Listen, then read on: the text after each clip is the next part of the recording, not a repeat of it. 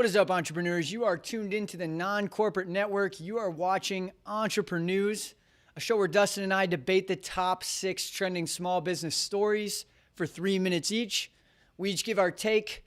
Dustin runs home crying to mama because I wiped the floor with him, and we move on to the rest of our days. Dustin, you ready to get this thing started? Let's go down to get that W. Wear the belt today. Let's make it happen, man.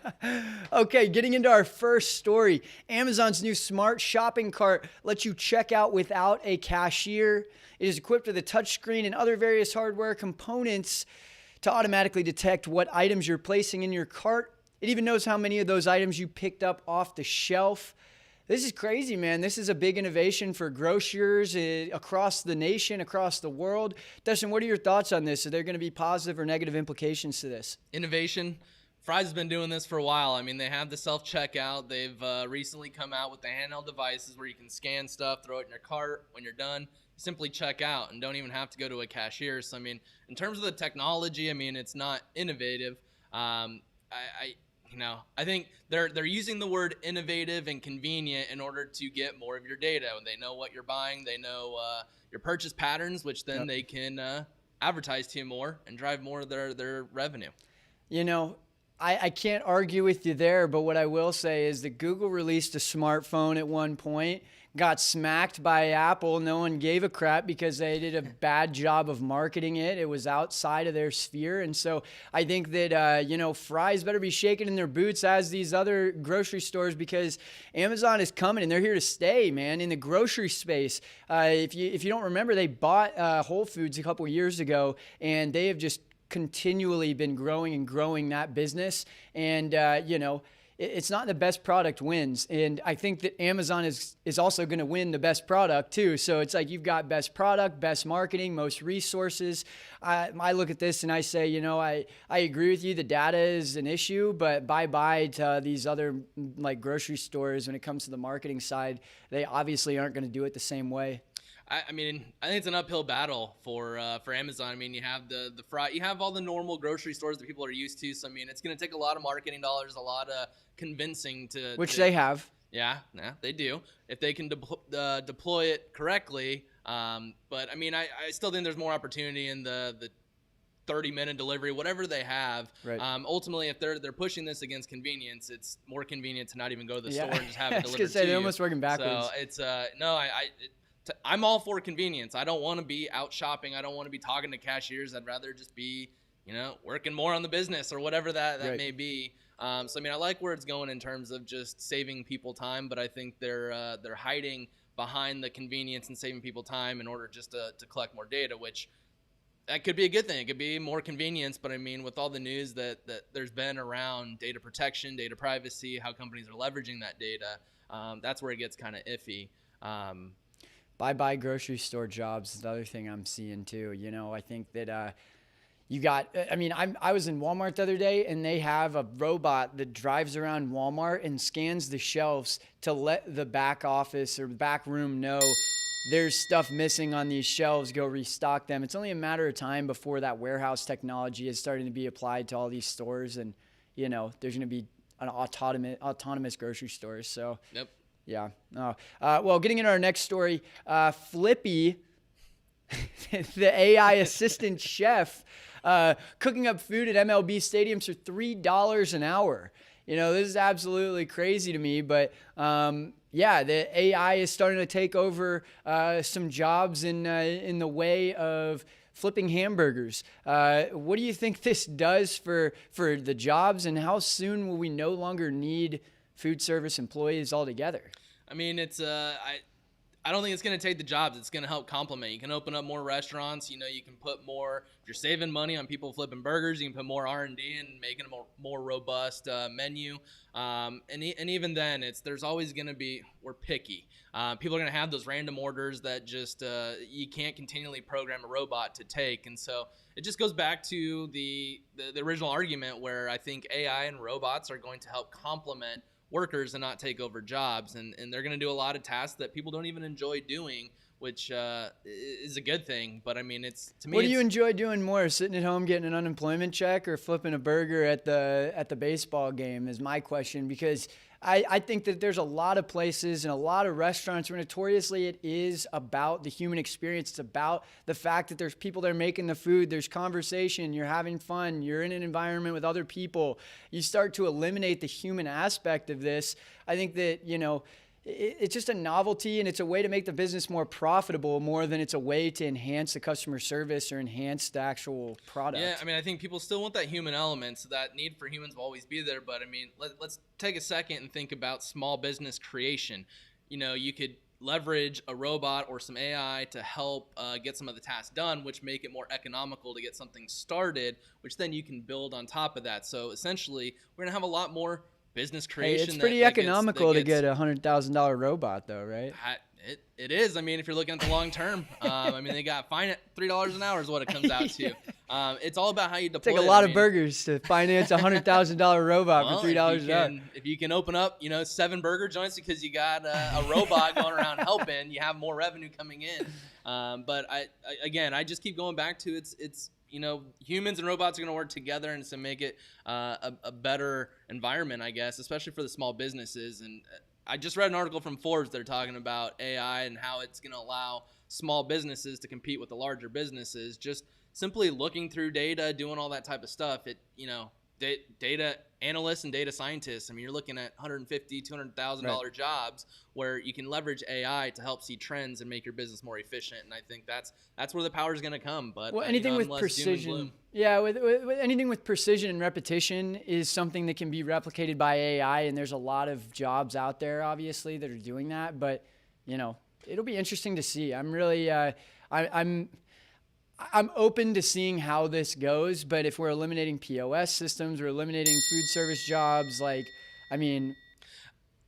business owners are smart. The smart ones are going to figure out how to combine this and grow the business more rather than the cost savings. Anyone that's simply looking at cost savings, they're going to hurt their long term, and a smart business owner will know that, and they'll leverage this new technology, AI, to build something bigger. And so, the famous words, only time will tell. We'll leave it at that. Cool. Going on to our next story. So 59% of customers support businesses that are enforcing social distancing and not so much prefer it, but if you have 2 businesses that you're looking to go to, 59% will choose the one that's doing it over the one that's not. One for safety reasons, but what's even more interesting is that the breakout in terms of how people think social distancing should be enforced, where 37% of people think it falls on the local business to enforce it, where 36% think citizens should be doing it. What's actually pretty mind-blowing is only 8% think that it's the government's role to enforce, and then we have 8% that just don't believe social distancing works. And so, a vast majority of people think it falls on the businesses and citizens rather than the government to enforce it. What are your thoughts? I think it's interesting, obviously, that people are not looking at the government as the enforcers of this. I think that there's a lot of examples of the business owners screwing this up, right? Whether it's in Arizona, whether it's in Georgia, whether it's in Florida, there's so many stories popping out about business owners that were not responsible, that did not get COVID testing, that made their workers go and work with COVID. And so I think the more that those businesses are made an example of and come out of the woodwork and it comes out that, hey, we weren't trustworthy, it's going to ruin it for everybody. And so I really do believe that it comes down to consumers really buying into this, not for fear of punishment, but rather for fear of the spread of it, really. And so I look at this and I go, a big part of us as humans is consensus, right? The more that you're the oddball that isn't doing the thing everyone else is doing, the more you're going to be pushed into kind of the compliance, right? And so I think that it really falls on more people being, not in your face about wearing a mask, but the more people going, why aren't you wearing a mask? I think that's really what's going to hold consumers accountable as other consumers. And I think we're seeing that. I mean, even 2 months ago when I was out and about, it's more people didn't have masks than did. Right. And now it's like you go out and I don't really see that many people not wearing a mask. Right. I think Yeah, it comes to us as a country, I think, to just, everyone's tired of living this way, whether it's a right or not a right. I mean, at the end of the day, we're going to continue to operate as we are now if the spread keeps going. So it's like, it sucks to wear a mask, but it also sucks to be dealing with what we're dealing with and having to stay in. Businesses partially open, the whole new norm doesn't sound fun. And I think if we can all just come together, I mean, united we stand, divided we fall. Let's be united and figure it out. Yeah. And I think that's where the positives are going to be. I mean, yeah. I think what is interesting is seeing that 8% think that the government should do it. I think we all believe that we shouldn't be ruled to do it. We're free people. Let's figure out how to work together as a country to do it, which is interesting. Yeah, I mean, it is a free country. Leave it Good thoughts. Great thoughts there, Chaz. It's a free country. It's going to take us buying in. It's going to take us saying, yeah, I'm going to wear a mask. No, I'm not. But okay. All right, Chaz, go to the timer. Yeah, Saved by the Bell. Well, before we get into our next story, I want to mention that we are powered by State 48. State 48, we appreciate you. Amazing business based out of here in Arizona. And they do a lot of great partnerships, a lot of great things for the community. Dustin, do you have anything you want to mention about State 48? Check them out, state48.com. Clothing for everyone, powered by Arizona. So just go check them out. They doing a lot of good. Going into our next story, so more on the stats and numbers. 62% of small businesses think that they're likely to have or maintain the same amount of staff through 2020 going into 2021. What's even more interesting is 20% of businesses say that they'll have more staff, while only 18% say that they'll have less. With everything going on, social distancing becoming more of a thing. Restaurants have to operate at a 50% capacity. I mean, how are so many businesses so optimistic? Last episode, we talked about CEOs having such an optimistic view. Obviously, we have an optimistic view here. The stock market keeps going up. I mean, It seems like the news keeps getting more negative in terms of more cases, more deaths, and all this stuff. But in terms of a business, things are looking more positive. What are your thoughts on these numbers? They must not have surveyed the 30% of businesses that went out of business, because this is some sunshine and rainbows headline that simply is not factual. If you're making a whole representative survey of every small business owner from the beginning of 2020, I mean, the writing is on the wall here. There's there's millions of people that are unemployed. There's, a significant amount of businesses that are just going under. So it makes it hard for me to believe that we're looking at this and 62% are going to have the same amount of staff. It's just not the case. I mean, people's business models are changing, right? Whether it's a grocery store, whether it's Best Buy, they don't have any more salespeople on the floor at Best Buy because they won't let you in but one by one. And we're cutting staff in so many different ways. I don't see this as something that is, I mean, you can tell me the numbers don't lie, but it looks like they're lying to me. But yeah, I mean, I think the one thing that's kind of getting missed, and I mean, you had the initial shock, and it's just like, oh man, we got, we're shrinking, and then it kind of evened out. But I think one thing that isn't being recognized is that, the whole forbearance programs, those are coming to an end. So people are going to have a huge mortgage check that they got to write, $7,000, $8,000, $10,000. Sure. Unemployment is drying up. The $600 a week is going to dry out here pretty soon. And then you got PPP that's running out. And so I think businesses are used to, the income levels that are coming in, but a lot of that is going to be cut off when you got people that have to pay forbearance. Now they don't have that extra money to go spend on local businesses. They don't have the unemployment to go spend. And so I think in terms of just overall cash flow, that's going to shrink. And I'm wondering what these numbers look like once the reality starts sinking in. And I mean, it's local service businesses are operating between like a 5 and a 25% margin oftentimes. And so for me to look at this story and see that people are actually considering hiring more staff or keeping the exact same amount of staff despite the decrease in demand, despite the decrease in profitability, those two things don't line up. So I truly hope that this is representative, but as you mentioned, with all these stimulus things drying up, we'll see if this sticks around. A lot of yeses come from Chez. I won that one. So going on to our next story. So Netflix is eager to restart production for 2021. They're good on content for 2020. I mean, Netflix's production has been down, Hulu's production has been down, major movie studios' their production has been down. So it's almost like what are we gonna watch in 2021 if we're still isolated in our homes? They're already thinking ahead in case that they can't get this started, and they're buying rights to show movies such as The Trial of the Chicago 7. I'm pumped for that to come out. I can't wait. The SpongeBob movie, dude. The SpongeBob movie. So I mean, really, it's with less production being done and content being created from these major outlets. I mean, what does that mean for individual content creators? I mean, we're doing this. Is there going to be a huge surge in this type of stuff going on?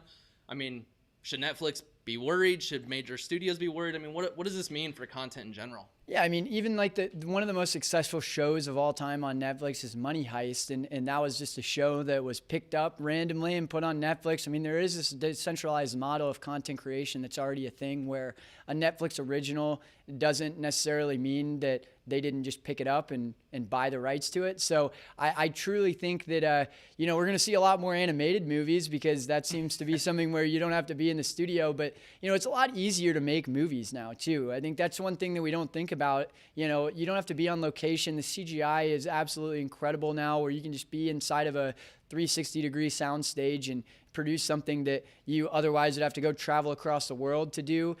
So I think that, it's becoming a little bit easier to produce. The cost of production is dropping because it's leaving LA. I mean, there's a huge presence in Atlanta, where I'm from, in terms of the movie studios that are out there and the content's being produced out there. But, I also think that Netflix is going to kind of not necessarily get toppled over, but, if you haven't seen, Prime Video copying a lot of the same interface as Netflix now. Hulu is starting to become a bigger player, doing sports and things. So I truly think that, they're all going to keep raising their prices too. I mean, Disney Plus, they've got rights to everything that they've made for the last 100 years. So it's, it's going to become a lot more fierce competition, but, I can imagine that Netflix prices are just going to keep climbing. They probably raised their prices since I've been talking. So. Yeah, I mean, that's the the other side of that is if they're not producing content, they're obviously not getting, a ton of expenses. And so maybe they're more profitable right now. Yeah. Exactly. So, I mean, should they pass the savings down to consumers, build up that brand equity and relationship with people and bring that happiness? I mean, if they're not spending as much, keep The Office for another year, baby. A $200 million show, dude. That and I just think there's going to be huge opportunities for individual content creators and like what we're doing. I think there's going to be a huge influx of that. And going back to AI taking jobs, I mean, hey, I think there's a lot more people that would rather talk about what they love than flipping a burger. And so there's going to be a ton more of this. Don't forget Facebook and YouTube as well. Those are two more plays. Well, getting into our final story, the Georgia governor sues the Atlanta mayor over city's mask mandate. This is kind of crazy. Essentially, it's kind of turning into a he said, she said kind of feud here. But just to give you a couple of points, the lawsuit marks a stunning escalation of brewing feud between Kemp and Bottoms, the Atlanta mayor, who introduced her mandatory mask ordinance in the city of Atlanta with punishment as being up to 6 months in jail. The governor's office has argued that the mayor's plan is not legally enforceable because Kemp signed an executive order that prohibits local action from being more prohibitive than the state's requirements. Dustin, who's right? I mean, I think going back to the numbers on what the people want, and that's what the government's for, is helping the citizens. But more people are looking towards businesses and individual to enforce rather than the government. And so, I mean, I know we were talking about this before. I know that the mayor has, had some scares in the family with COVID. And so it's more of, is this a decision to help the citizen or just his family? I mean, there's a lot at play. I mean, when you start mandating that, there's more that can be mandated because of public health. I mean, it sets a precedence like we've talked about before, but I mean, it's a tough one. I mean, what do you think it's right? Do you think the mayor should be enforcing it? And I mean, what are your thoughts? Well, it's hard because the government gets to choose when they pull the plug on businesses being open, but then the business is supposed to be responsible for the policies as opposed to the government. It's kind of an oxymoron. To me, I think, with, I think there is 3,000 plus deaths in the last few months with COVID from just the city of Atlanta alone. The mayor of Atlanta's entire family, including herself, have gotten COVID. And, there's been over 100,000 cases just in the Atlanta perimeter. And so to me, it's like she's looking at Kemp, who's already done a notoriously poor job of preemptively opening businesses, to have to shut them down again. A lot of horrible press to Georgia. It blows back to the city of Atlanta. I think that the mayor is within her rights to go, listen, I don't want to be the subject of national news. I don't want this arrogant governor to be, just throwing policies in and out of effect every 5 minutes. And so they've kind of taken it upon themselves to go, listen, we're going to control this ourselves. And, it's almost like they're pulling the businesses out of the equation and going, this is from local government level to consumers. You guys have a responsibility to do this yourselves. The businesses aren't going to do it. The state government isn't going to do it. The federal government isn't going to do it. Yeah, no, I mean, it's a huge debate across the country. It's like, does the government have the right to enforce it? I mean, like I've said many times, the government is supposed to help the citizens. And I mean, if people are getting sick and can't go to work and businesses are shuttering, then that's when the government should take its stance. I mean, whether it's to mandate that or create stimulus, whatever that may be, but it's tough. I mean, it's like, how do you, we're all about our rights and everything like that. How do you also keep safety without taking away rights? And I think it'll go down in history and we'll look back and power to the people, baby. Power to the people. Takes us doing it. We can't rely on the government, can't rely on small businesses enforcing it. It's going to come down to us. Well, I liked a lot of these stories. I'm looking back here. I thought it was very interesting. The 59% of customers will support a business following COVID safety guidelines. Just this whole debate around whose responsibility is this, and whose responsibility do we think this is? I mean, it's just the lines are so blurred. Flippy. I love it. I can't wait to see how AI and machines Flippy. and robots help make us more efficient and allow people to do more of what they want to do. Yeah. I'm huge on the optimistic side of it, not doom and gloom. I think us as humans, we can figure it out. So it's an interesting story to see how that continues to be introduced into more verticals and industries. Touche. Well, again, thank you, entrepreneurs, for tuning in. This has been Entreprenews on the Non-Corporate Network. If you have a show that you want to bring to life, you want to work with us, use our resources. Whether you're in Scottsdale or Shanghai, we're here for you. We want to work with you. So check out ncnbroadcast.com if you're interested in producing some of your own content. We just appreciate you guys' support. We know you got work to do. Dustin, do you have anything you want to add? No, I mean, for you, for those out there grinding, which I know everyone watching is, this is kind of like an Entrepreneur's Monday. Friday, it's going into the weekend. Everyone else shuts down. This is when we get ahead. So go out, make it a productive weekend, and we'll see you Monday. Well, once again, my name's Chaz Vandemotter. I'm Dustin Trout. We appreciate y'all.